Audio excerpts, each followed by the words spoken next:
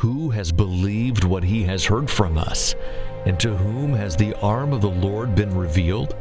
For he grew up before him like a young plant, and like a root out of dry ground. He had no form or majesty that we should look at him, and no beauty that we should desire him.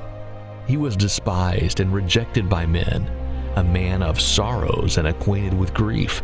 And as one from whom men hide their faces, he was despised, and we esteemed him not. Surely he has borne our griefs and carried our sorrows, yet we esteemed him stricken, smitten by God, and afflicted. But he was pierced for our transgressions, he was crushed for our iniquities.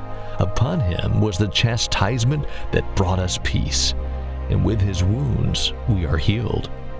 All we like sheep have gone astray. We have turned every one to his own way, and the Lord has laid on him the iniquity of us all. John Oswalt said about these verses, "His splendor is not on the surface, and those who have no inclination to look beyond the surface will never even see him, much less pay him any attention. On the surface, he is a root that barely has enough water to survive the day, a pauper rather than a prince, melancholy and unwell, so much so that we can't even stand to look at him. But this is only the surface. If we venture to look below the surface, we come to find his true splendor, that his grief and sorrow is not his own, it's ours. His affliction, chastisement, piercing through and crushing is not of his own doing, but rather on account of our sin, yours and mine. And so the power of God's arm is not the power to crush the enemy directly, but the power that when the enemy has crushed the servant, to give back love and mercy to you and me. The servant takes on himself your sin and mine like a scapegoat. And what we find below the surface is a splendor of God's self-giving love for sinners. This poem in Isaiah was written some 700 years before Christ, but we see it play out on the cross of Christ.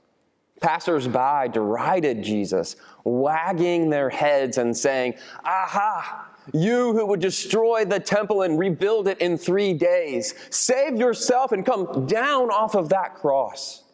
The chief priests and the scribes mocked him to one another, saying, "He saved others, he cannot even save himself."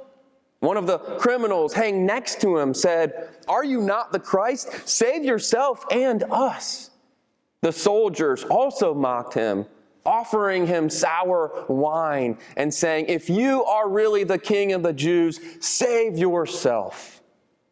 All these only saw Jesus on the surface. They couldn't see beyond the seeming failure on the cross to the self-giving love of God. They couldn't comprehend that it was actually their sin which held him there. But there was one who saw below the surface that day. The second criminal saw beyond the surface to the true nature of Christ as suffering servant. He said to the criminal who mocked Jesus, "Do you not fear God, since you are under the same sentence of condemnation? And we indeed justly, for we are receiving the due reward of our deeds. But this man has done nothing wrong." And then he turned to Jesus and he said, "Jesus, remember me when you come into your kingdom." And Jesus said back to him, "Today you will be with me in paradise."